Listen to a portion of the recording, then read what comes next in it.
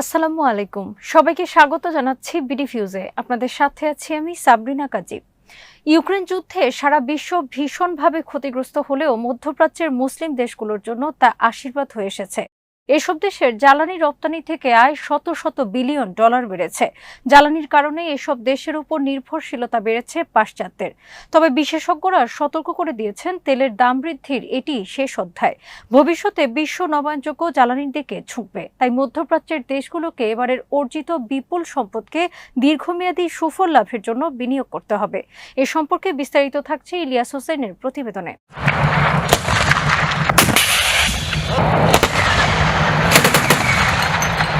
Ukraine যুদ্ধের ফলে জ্বালানির চাহিদা এবং দাম ব্যাপকভাবে বেড়েছে। এতে মধ্যপ্রাচ্যের মুসলিম দেশগুলো আবারও হয়ে উঠেছে অসাধারণভাবে সম্পদশালী। যুদ্ধের ফলে জ্বালানির দাম বৃদ্ধিতে উপসাগরীয় দেশগুলো প্রায় এক দশকের অর্থনৈতিক মন্দা থেকে বের হয়ে এসেছে। এর আগে তাদের অর্থনীতি হয়ে পড়েছিল সংকুচিত। এতে সরকারের ব্যয় হ্রাস এবং বাজেট ঘাটতি দেখা দেয়।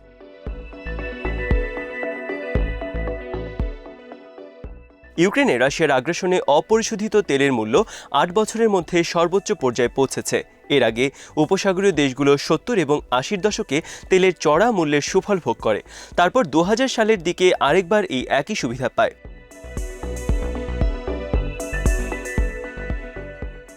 আন্তর্জাতিক মুদ্রা তহবিল IMF বলেছে, মধ্যপ্রাচ্যের জ্বালানি রপ্তানিকারকরা বর্তমান চাহিদার সুযোগে আগামী ৪ বছরে জ্বালানি রপ্তানি করে $১.৩ ট্রিলিয়ন আয় করবে বলে ধারণা করা হচ্ছে।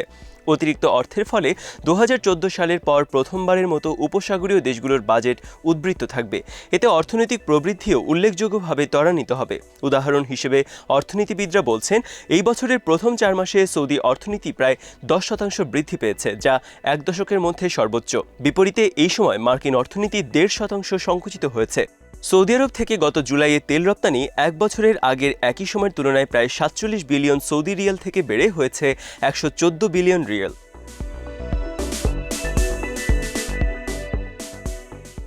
কয়েক দশক ধরে ইউরোপীয় দেশগুলো সমুদ্রপথে দূরবর্তী দেশ থেকে জ্বালানি আমদানির পরিবর্তে পাইপলাইনের মাধ্যমে রাশিয়া থেকে গ্যাস আমদানিকে বেছে নেয়। কিন্তু ইউরোপ এখন রাশিয়াকে বাদ দিয়ে নতুন অংশীদারদের সন্ধান করছে। ফলে মধ্যপ্রাচ্যের দেশগুলোর অর্থনৈতিক এবং কূটনৈতিক প্রভাব বাড়াতে সহায়ক হয়েছে।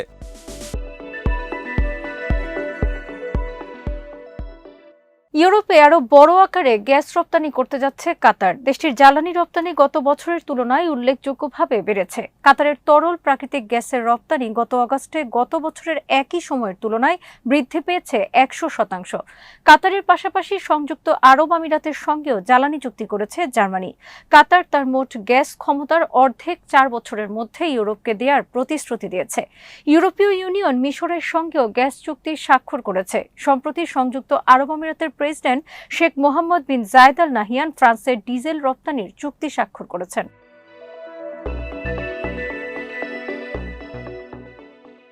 বিশেষজ্ঞরা বলছেন, উপসাগরীয় দেশগুলোকে এই সুযোগে তেলের সম্পদের উপর নির্ভরশীলতা কমিয়ে অর্থনীতিকে বৈচিত্র্যময় করতে হবে। এর মাধ্যমে তেলের দামের ওঠানামা থেকে রক্ষা করতে হবে নিজেদের। আগে তেলের দাম বাড়ার সময় উপসাগরীয় দেশগুলোর সম্পদ অপচয় এবং অদক্ষ বিনিয়োগে ব্যয় করত। এর মধ্যে ভবন তৈরি এবং অস্ত্র কেনার পাশাপাশি নাগরিকদের হাতে টাকা তুলে দিয়ে নষ্ট করতে দেখা গেছে।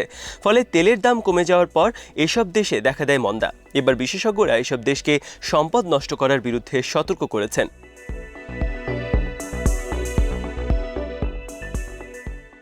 ওয়াশিংটন ডিসির আটলান্টিক কাউন্সিলের অনাবাসিক সিনিয়র ফেলো এলেন ওয়াল্ড বলেন, এসব দেশে প্রায় দেখা যায় বড় ধরনের নির্মাণ প্রকল্প শুরু হয়, এরপর তেলের অর্থ শেষ হয়ে গেলে তা পরিত্যক্ত হয়ে পড়ে।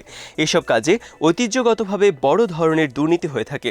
বাহরাইন ভিত্তিক দেরাসাত থিঙ্ক ট্যাঙ্কের গবেষণা পরিচালক ওমর আল উবাজদলির মতে, মধ্যপ্রাচ্যের দেশগুলোতে ঐতিহ্যগতভাবে সরকারি খাতে নিয়োগ, বোনাস এবং বেতন বৃদ্ধির মাধ্যমে ব্যয় বৃদ্ধির উপর ব্যাপক জোর দেওয়া হয়।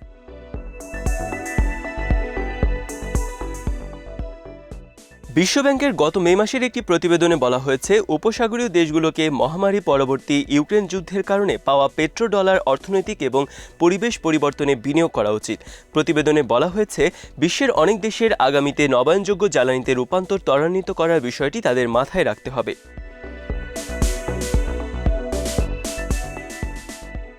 কলম্বিয়ার সেন্টার অন গ্লোবাল এনার্জি পলিসির senior research scholar Karen Young সিএনএনকে বলেছেন, টেকসই স্তরে তেল সম্পদের সমাপ্তি শুরু।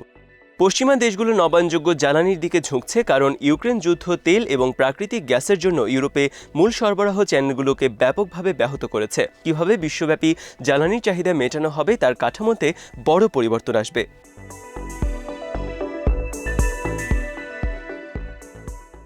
সাম্প্রতিক সময়ে উপসাগরীয় দেশগুলো অর্থনীতিতে বৈচিত্র্য আনতে কাজ করছে বলে মনে হচ্ছে। 2014 সালের পর থেকে 6টি উপসাগরীয় দেশের মধ্যে 4টি মূল্য সংযোজন কর বা ভ্যাট চালু করেছে। সংযুক্ত আরব আমিরাত কর্পোরেট ট্যাক্স প্রবর্তন করে আরও এগিয়ে গেছে, তবে উপসাগরীয় দেশগুলোর কোনোটিতেই আয়কর নেই। সৌদি আরব পর্যটনের মতো তেল বহির্ভূত খাতে বিনিয়োগ করছে, কিন্তু বিশেষজ্ঞরা এ খাতের ক্ষমতা নিয়ে সন্দেহ প্রকাশ করেছেন। বর্তমান মূল্যে তেল থেকে দেশটি প্রতিদিন প্রায় $1 বিলিয়ন আয় করছে।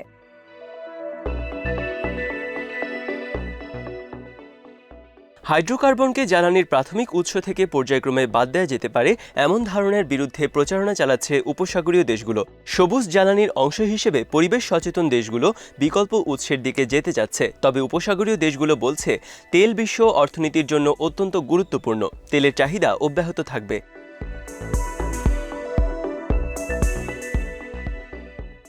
বিশ্বের শীর্ষ তেল রপ্তানিকারক দেশগুলোর অন্যতম সংযুক্ত আরব আমিরাত সতর্ক করেছে, খুব দ্রুত হাইড্রোকার্বন থেকে নবায়নযোগ্য জ্বালানিতে স্থানান্তর অর্থনৈতিক সংকটের কারণ হতে পারে। দেশটি বলছে পর্যাপ্ত কার্যকর বিকল্প ছাড়া খুব শীঘ্রই হাইড্রোকার্বন থেকে দূরে সরে গেলে জ্বালানি নিরাপত্তা ক্ষুণ্ণ হবে, এতে অর্থনৈতিক স্থিতিশীলতা নষ্ট হবে। Centre on Global energy policy বলছে বিভিন্ন দেশের জ্বালানির উৎস হিসেবে তেল থেকে দূরে সরে গেলেও পেট্রোকেমিক্যালের মতো তেলভিত্তিক পণ্যের চাহিদা অব্যাহত থাকবে।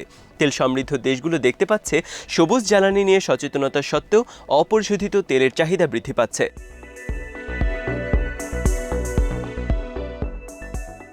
প্যারিস ভিত্তিক ইন্টারন্যাশনাল এনার্জি এজেন্সি বলেছে চীনের অর্থনৈতিক কর্মকাণ্ড পূর্ণোদ্যমে শুরু হলে জ্বালানির চাহিদা আগামী বছর আরও ব্যাপকভাবে বৃদ্ধি পাবে। বিশ্বব্যাপী ভ্রমণ স্বাভাবিক হলেও চাহিদা বাড়বে।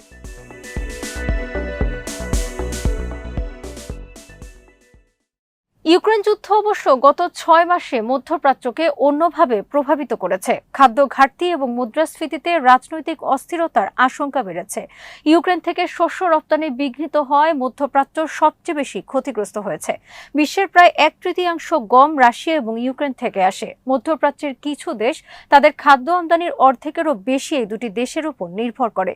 যুদ্ধ বিধ্বস্ত লিবিয়া এবং অর্থনৈতিকভাবে বিপর্যস্ত লেবানন শস্য রপ্তানিতে বাধা থেকে কঠিন ধাক্কা খেয়েছে।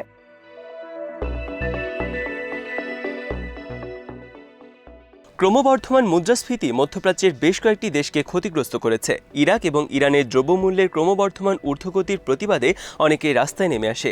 মিশরে সব ধরনের পরিবারের ব্যয় ক্ষমতা হ্রাস পেয়েছে। এসব কারণে বিশেষজ্ঞরা বলছেন উপসাগরীয় দেশগুলোকে ঝুঁকির বিষয়টিও মাথায় রাখতে হবে। তাদের বুঝতে হবে যে তেলের চাহিদা অব্যাহত থাকা সত্ত্বেও এর দামের উত্থান একই মাত্রায় বারবার ঘটবে না।